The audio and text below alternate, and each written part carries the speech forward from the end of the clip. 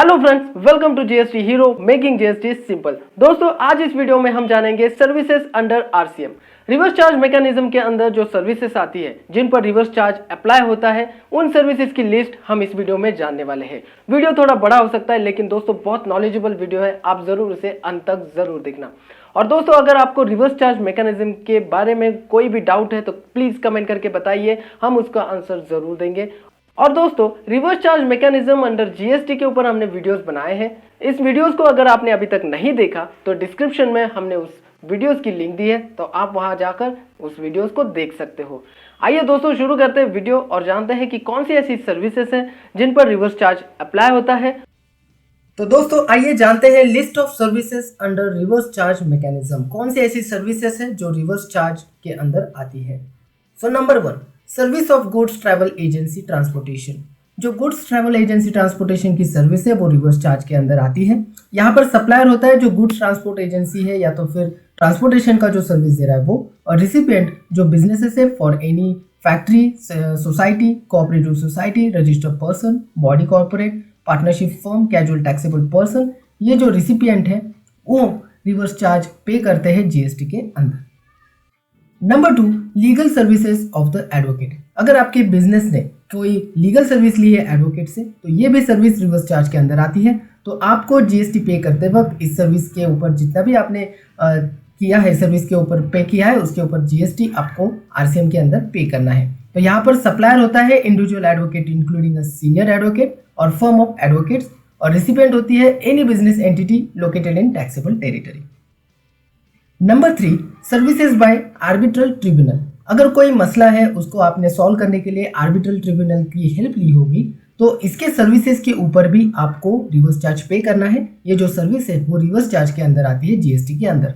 अब यहाँ पर सप्लायर होती है एंड आर्बिट्रल ट्रिब्यूनल होती है, वो सर्विसेज के सप्लायर में आती है, और रिसिपिएंट होता है any business entity located in the taxable territory. So recipient को इस सर्विस के ऊपर रिवर्स चार्ज पे करना है।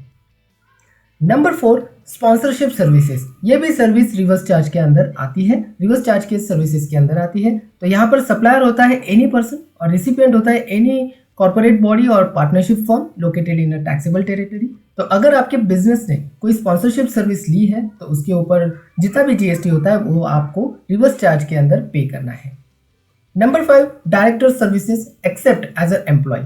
तो यहाँ पर दोस्तों एक बात आपको बताना चाहूंगा, अगर आप डायरेक्टर हो किसी कंपनी के और आप कोई सर्विस दे रहे हो अपने कंपनी को अदर देन एम्प्लॉय, यानी कि एम्प्लॉय एज ए एम्प्लॉय आपको जो सर्विसेज देनी है उसके अलावा अगर कोई और सर्विस आप दे रहे हो तो उस सर्विस पे रिवर्स चार्ज लगता है। उस सर्विस को रिवर्स चार्ज के अंदर लाया गया है जीएसटी के अंदर। तो उस कंपनी को जो कंपनी डायरेक्टर की सर्विसेज लेती है उस कंपनी को रिवर्स चार्ज पे करना है जीएसटी के अंदर। तो यहाँ पर सप्लायर होता है डायरेक्टर ऑफ अ कंपनी और a body corporate. Number 6, services by insurance agent. So insurance agent की जो सर्विस है उसे भी रिवर्स चार्ज के अंदर लाया गया है एज अ सर्विस। आपको अगर आप ऐसी कोई इंश्योरेंस सर्विस लेते हो इंश्योरेंस एजेंट से, तो फिर आपको रिवर्स चार्ज पे करना है जीएसटी के अंदर। नंबर 7, सर्विसेज और रिकवरी एजेंट। कोई बैंकिंग कंपनी और फाइनेंशियल इंस्टीट्यूट और नॉन बैंकिंग फाइनेंशियल कंपनी है जिसको कभी कभी रिकवरी एजेंट की जरूरत लगती है, तो ऐसी सर्विसेज आप अगर लेते हो, ऐसी कंपनीज लेती हैं, तो इस केस में ये जो सर्विस है उसे रिवर्स चार्ज के अंदर लाया गया है। तो रिवर्स चार्ज के अंदर आने की वजह से जो रिसिपिएंट ऑफ सर्विसेज है यानी बैंकिंग कंपनी और फाइनेंशियल इंस्टीट्यूट, उन्हें रिवर्स चार्ज पे करना है जीएसटी के अंदर। और यहाँ पर सप्लायर होती है कोई भी रिकवरी एजेंट जो रिकवरी का काम करता है। Number 7, services of overseas committee. अब ये थोड़ा सा बहुत ही अलग है, बिजनेस रेगुलर बिजनेस के लिए ये एप्लीकेबल नहीं है। यहाँ पर रिसिपिएंट ऑफ सर्विसेज है रिजर्व बैंक ऑफ इंडिया, जी हाँ आरबीआई बैंक होती है, और सप्लायर ऑफ सर्विसेज यानी member of overseas committee constituted by the reserve bank of India. तो यहाँ पर कोई ओवरसीज कमिटी है जिसकी सर्विस अगर रिजर्व बैंक ने ली है तो रिजर्व बैंक को इस सर्विस के ऊपर जो जीएसटी है वो रिवर्स चार्ज के अंदर पे करना है गवर्नमेंट को। Number 9, services of an author, music composer, photographer, artist और the like by way of transfer. अगर आपने किसी ऑथर की, कोई म्यूजिशियन हो, कोई फोटोग्राफर हो, उसकी सर्विस ली है तो इन सर्विसेज को भी रिवर्स चार्ज के अंदर लाया गया है। तो इस रिवर्स चार्ज के ऊपर आपको जीएसटी पे करना है जो रिसिपिएंट ऑफ सर्विसेज है। तो वो रिसिपिएंट कौन हो सकता है, तो पब्लिशर हो सकता है, म्यूजिक कंपनी हो सकती है, प्रोड्यूसर हो सकता है या तो फिर कोई बिजनेस हो सकता है जिसने आर्टिस्ट की सर्विस ली है, फोटोग्राफर की सर्विस ली है या तो फिर ऑथर की सर्विस ली है, तो उन पर आपको रिवर्स चार्ज लगता है इन सर्विसेज के ऊपर, तो उसे आपको रिवर्स चार्ज के अंदर ही पे करना है। Number 10, services supply by the central government, state government, union territory और लोकल अथॉरिटी। अब दोस्तों कभी कभी बिजनेसेस को गवर्नमेंट से ही सर्विसेज प्रोवाइड की जाती है, तो ऐसी सर्विसेज भी रिवर्स चार्ज के अंदर आती है। ऐसी सर्विसेज अगर आप लेते हो गवर्नमेंट से, तो फिर आपको रिवर्स चार्ज के अंदर जीएसटी पे करना है। तो यहाँ पर सप्लायर होती है government, the central government, state government, union territory और लोकल अथॉरिटी, और यहाँ पर रिसिपिएंट होता है any business entity located in the taxable territory, और यहाँ पर रिसिपिएंट ही इस जीएसटी को रिवर्स चार्ज के अंदर पे करता है। Number 11, renting of immovable property by government और लोकल अथॉरिटी। अगर आपका बिजनेस है और आपने कोई गवर्नमेंट की इमूवेबल प्रॉपर्टी यानी लैंड हो, कोई बिल्डिंग हो, कोई जगह हो, उसे आपने रेंट पे लिया है, तो ये भी सर्विस जो है वो रिवर्स चार्ज के अंदर आती है। तो आपको इस सर्विस के ऊपर यानी जो रेंट आप दे रहे हो उस रेंट के ऊपर आपको गवर्नमेंट को रिवर्स चार्ज पे करना होगा। तो यहाँ पर रिसिपिएंट ऑफ सर्विस होती है any person register under CGST GST act, और यहाँ पर सप्लायर है सेंट्रल गवर्नमेंट, स्टेट गवर्नमेंट और लोकल अथॉरिटी। तो जो रिसिपिएंट है, जो बिजनेस है जो इस रेंट को पे कर रहा है, उसे रिवर्स चार्ज पे करना है। Number 12, services of an individual direct selling agent. DSA services को भी रिवर्स चार्ज मैकेनिज्म के अंदर लाया गया है, और इस सर्विसेज को लेने वाले बिजनेस को बैंकिंग कंपनी और नॉन बैंकिंग फाइनेंशियल कंपनी को रिवर्स चार्ज पे करना होता है। Number 3, services of business facilitator. अब यहाँ पर सप्लायर है बिजनेस फैसिलिटेटर और रिसिपिएंट ऑफ सर्विस है banking company located in the taxable territory. अब बिजनेस फैसिलिटेटर की सर्विसेज अगर कोई बैंकिंग कंपनी लेती है तो वो भी सर्विस रिवर्स चार्ज के अंदर आती है, तो उस बैंक को रिवर्स चार्ज जीएसटी पे करना होगा। Number 14, services of business correspondent. ये भी सर्विस रिवर्स चार्ज के अंदर आती है और इसे भी रिसिपिएंट को रिवर्स चार्ज के अंदर ही जीएसटी पे करना है। Number 15, security services. अब यहाँ पर ध्यान से सुनिए दोस्तों, अगर आप सिंगल पर्सन हो, एक नॉर्मल पर्सन हो, तो आपकी सिक्योरिटी सर्विसेज के ऊपर कोई रिवर्स चार्ज नहीं आपको पे करना है। लेकिन आपका कोई रजिस्टर्ड बिजनेस है और आपने किसी पर्सन से या फिर बॉडी कॉर्पोरेट से सर्विस ली है सिक्योरिटी सर्विसेज, तो उसको आपको रिवर्स चार्ज के अंदर पे करना है जीएसटी के अंदर, और ये सर्विस जो है वो रिवर्स चार्ज के अंदर आती है। Number 16, services of lending of securities under securities lending scheme 1997 of securities and exchange board of India. SEBI के अंदर जो भी लेंडिंग ऑफ सिक्योरिटीज की सर्विसेज ली जाती है वो भी सर्विसेज रिवर्स चार्ज के अंदर आती है। तो यहाँ पर सप्लायर जो होता है वो लेंडर होता है, that is a person who deposit the securities, यानी कि सेबीज के अंदर जो पर्सन है वो डिपॉजिट करता है, उस लेंडर यहाँ पर सप्लायर होता है, और यहाँ पर रिसिपिएंट होता है borrower, person who borrow the securities under scheme.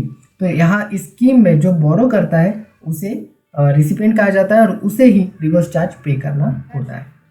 Number 17, services of hiring of any motor vehicle design to carry passengers where the cost of fuel is included in the consideration paid by service recipient.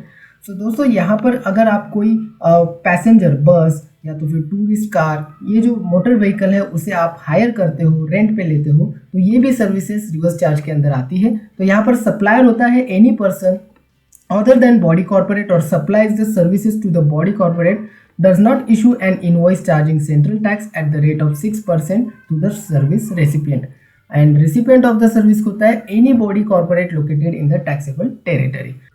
तो इस case में भी recipient of services को ही reverse charge पे करना होता है।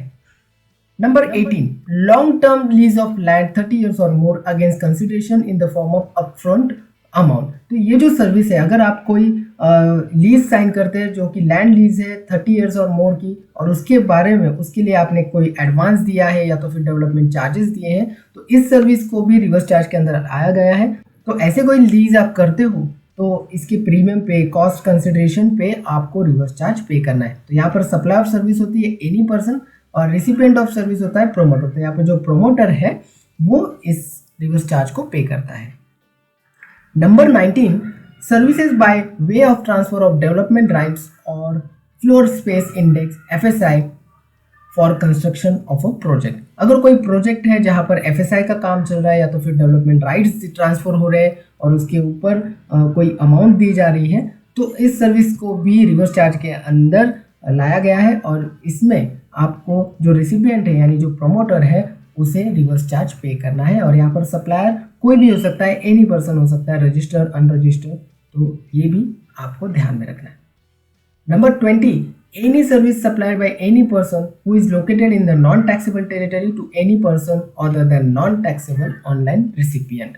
तो ये जो सर्विस है, यानी मान लीजिए कि कोई सर्विस दे रहा है जो कि नॉन टैक्सेबल टेरिटरी में रहता है किसी दूसरे पर्सन को, जो भी नॉन टैक्सेबल पर्सन है, नॉन टैक्सेबल टेरिटरी में है और ऑनलाइन रेसिपिएंट है, तो ऐसी सर्विस को भी रिवर्स चार्ज के अंदर लाया गया है। तो यहाँ पर रेसिपिएंट जो है, जो person located in taxable territory other than non taxable online recipient, तो उसे ये पे करना है। Number 21, services supplied by person located in non taxable territory by way of transportation of goods by vessel from a place outside India up to the custom station of clearance in India. तो यहाँ पर जो service दे रहा है transportation of goods के द्वारा और non taxable territory में, तो ये भी सर्विस को रिवर्स चार्ज के अंदर लाया गया है। तो दोस्तों ये थे reverse charge mechanism under GST के अंदर आने वाले सर्विसेज। होप आपको ये वीडियो पसंद आया होगा और ऐसे जीएसटी रिलेटेड वीडियोस आपको देखने हैं तो प्लीज़ सब्सक्राइब करें हमारे चैनल को और ये जो बेल आइकॉन है इसे भी प्रेस कर देना। Thank you so much.